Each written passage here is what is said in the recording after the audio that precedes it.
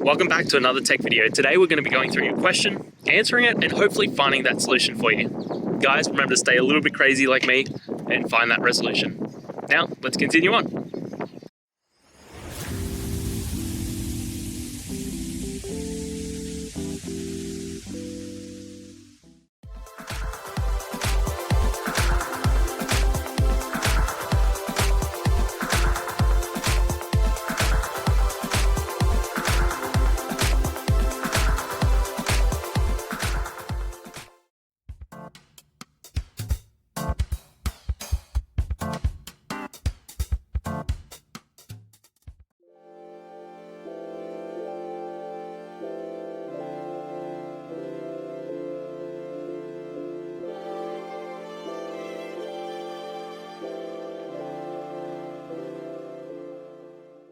And that's it, guys. We've gone through, answered your questions, and hopefully found that solution that you're looking for.